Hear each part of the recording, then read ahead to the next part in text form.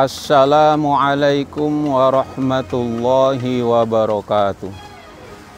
Alhamdulillahilladzi hadana lihada wa ma kunna linahtadiya laula an hadanallah. Allahumma fassalli wa sallim ala sayyidina Muhammadin wa ala alihi wa ashabihi ajma'in, amma ba'du.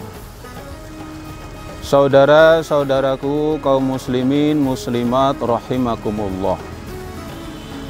Alhamdulillah, kita panjatkan puji dan syukur pada Allah Subhanahu wa taala yang telah memberikan nikmat iman, nikmat Islam dan juga nikmat sehat, sehingga kita dapat melaksanakan ibadah saum pada tahun 1441 Hijriah. Ibadah saum kali ini berbeda dengan ibadah saum pada tahun sebelumnya, di mana ibadah saum pada tahun ini kita sedang menghadapi wabah pandemi COVID-19. Meski demikian, tidak mengurangi semangat kita, tidak mengurangi upaya kita untuk mengisi ibadah Ramadan di tahun ini secara maksimal. Bapak, Ibu, hadirin, hadirat rahimakumullah.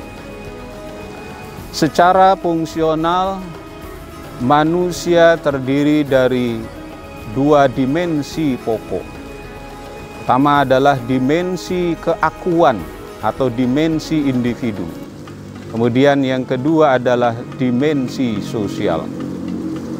Secara dimensi keakuan ini, manusia merupakan wujud konkret dari manusia sebagai individu. Karenanya setiap orang memiliki karakter atau ciri khas masing-masing individu. Dan tidak ada yang sama antara individu yang satu dengan individu yang lainnya. Karenanya ketika kita melakukan komunikasi antar individu, kita perlu mengenal antara yang satu dengan yang lainnya. Dan kita tidak bisa membandingkan si A dengan si B atau menyamakan si C dengan si D, karena masing-masing kita memiliki karakter dan bawaan masing-masing. Kemudian dimensi yang kedua adalah dimensi sosial. Dimensi sosial ini merupakan perwujudan kita sebagai makhluk sosial. Nah, karakteristik utama dari makhluk sosial adalah kita bisa mendapatkan bantuan dari orang lain dan kita juga bisa membantu orang lain. Saling membantu antara satu dengan yang lain, inilah yang menjadi karakter atau ciri khusus dari manusia sebagai makhluk sosial. Nah, pada era sekarang ini, di mana teknologi semakin canggih, semakin maju, dan juga ilmu pengetahuan semakin berkembang, justru dimensi sosial manusia ini semakin mengalami pudar, semakin luntur. Faktornya tentu saja berkaitan dengan faktor ego manusia, di mana sifat individualisme, sifat asosial, sifat masa bodoh atau cuek ini menjangkiti masyarakat modern sekarang ini. Kita miris mendengar ada seorang ibu rumah tangga usia 43 tahun di Banten memiliki 3 orang anak. Kemarin tanggal 20 April 2020 meninggal karena kelaparan, dan selama 2 hari dia meminum air isi galon selama 2 hari. Begitu juga kita sedih mendengar seorang nenek di Magetan menjual 3 sendoknya kepada tetangganya hanya untuk mendapatkan sesuap nasi. Apalagi dalam kondisi wabah pandemi COVID-19 sekarang ini, pemerintah mengumumkan bahwa orang yang di PHK ataupun dirumahkan sudah mencapai angka 1,9 juta. Nah, angka ini menunjukkan betapa tingkat kemiskinan atau jumlah orang-orang yang miskin itu semakin banyak.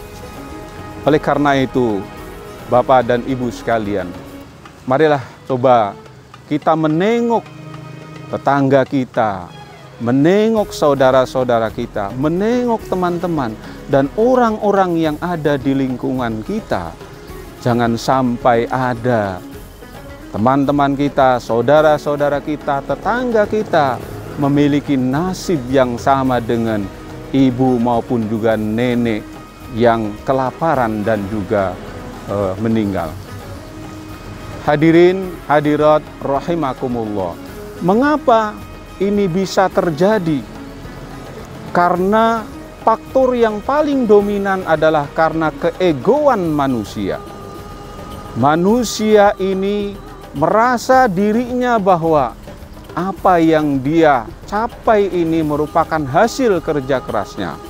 Atau bisa juga karena manusia ini merasa bahwa saya belum pantas untuk berbagi kepada orang lain. Atau merasa bahwa saya ini ya belum layak untuk berbagi. Dan berbagai alasan-alasan yang lainnya. Inilah yang menyebabkan keegoan manusia itu begitu kuat, begitu mendominasi di dalam diri. Nah, oleh karena itu, kita ini harus bisa mampu menghilangkan ego kita. Nah, kemudian faktor yang kedua adalah berkaitan dengan hawa nafsu yang ada di dalam diri kita. Nafsu keduniawian yang menyebabkan kita kemudian menjadi tidak peduli kepada orang lain, kepada sama dengan manusia.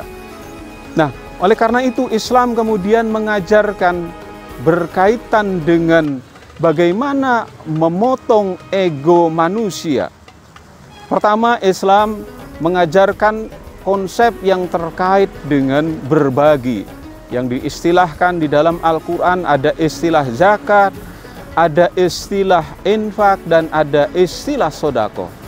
Semuanya ini memberikan peluang kepada orang yang kaya maupun juga orang yang miskin.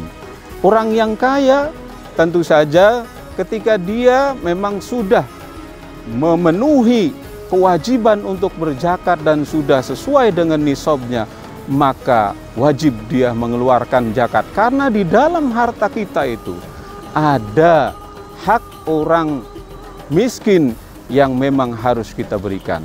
Dan bagi mereka yang belum mampu untuk berzakat, Allah Subhanahu wa Ta'ala mengajarkan kita untuk memperbanyak sodako, memperbanyak infak. Karena orang yang berzakat, orang yang bersodako, dan orang yang berinfak itu tidak akan mengalami kerugian atau pengurangan hartanya. Bahkan justru akan bertambah berlipat-lipat. Ini sesuai dengan janji Allah Subhanahu wa Ta'ala di dalam surah Al-Baqarah ayat 261. Masalul ladzina yunfikuna amwalahum fi sabilillah kamasali habbatin ambatat sab'a sanabila fi kulli sumbulatin mi'atu habbah wallahu yudha'afu liman yasha wallahu wasi'un alim. Ayat ini sangat jelas sekali menjanjikan bagi orang yang menginfakkan hartanya di jalan Allah akan dilipat gandakan. Di dalam ayat itu dinyatakan sampai 700 kali lipat. Dan bahkan wallahu yudha'afu, Allah kalau berkehendak itu bisa lebih dari itu. Satu contoh umpamanya bahwa jamaah, saya pernah berkonsultasi, ada dia mewakafkan satu kendaraan motor, tapi dalam waktu yang relatif singkat Allah Subhanahu wa Ta'ala menggantinya dengan sebuah mobil ataupun juga ditambahkan dengan motor lagi. Nah, ini satu hal yang luar biasa. Nah, oleh karena itu para jamaah, para hadirin rahimakumullah, di bulan Ramadan ini adalah bulan yang sangat tepat sekali untuk kita berbagi, untuk kita bisa melaksanakan zakat, melaksanakan infak, dan melaksanakan sodako, dan juga sekaligus bisa mengekang hawa nafsu ini. Inilah momentum yang sangat penting ketika kondisi COVID-19 ini bisa kita atasi dengan kita memotong ego kita tadi, kita mari berbagi dan kita mengendalikan nafsu kita, sehingga ibadah puasa kita betul-betul memberikan makna yang sesungguhnya, dan diharapkan kita menjadi orang-orang yang bertakwa. Demikian yang dapat saya sampaikan, mudah-mudahan ada manfaatnya. Wabillahi taufiq wal hidayah, hadanallahu wa iyyakum ajmain. Wassalamualaikum warahmatullahi wabarakatuh.